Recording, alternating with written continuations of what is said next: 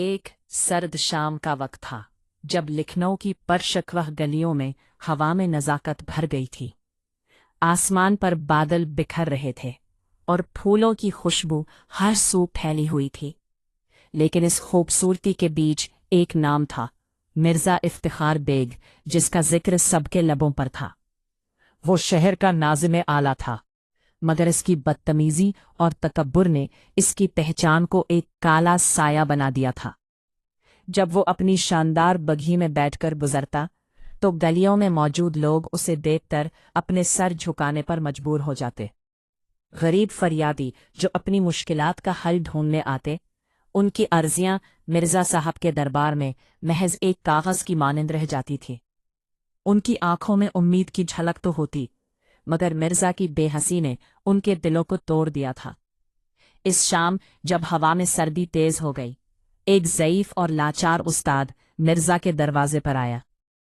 اس کی آنکھوں میں ماضی کی عظمت کی چمک تھی، لیکن اس کے ہاتھ میں صرف ایک عرضی تھی۔ اس نے مرزا سے کہا، میرے زمین پر ایک زمیندار نے قبضہ کر لیا ہے، مجھے انصاف چاہیے۔ مرزا نے اس کی بات سنے بغیر کہا، لکھنؤ کے آداب سیکھ کر آؤ، یہاں خالی ہاتھ انصاف نہیں ملتا۔ استاد خاموش ہو کر آسمان کی طرف دیکھنے لگا۔ وقت گزرتا گیا اور مرزا کی زندگی میں ایک عجیب موڑ آیا۔ برطانوی سرکار کی سختیاں اور محکمے میں تبدیلیاں مرزا کے لیے زوال کا سبب بن گئی۔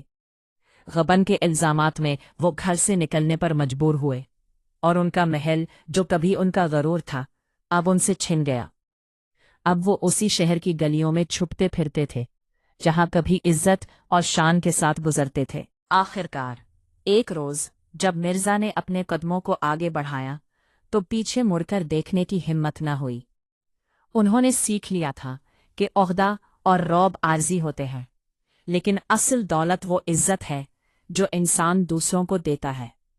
یہ کہانی ہمیں یاد دلاتی ہے کہ وقت کی دھارا کبھی رکتی نہیں، اور غرور کا انجام ہمیشہ عبرتناک ہوتا ہے۔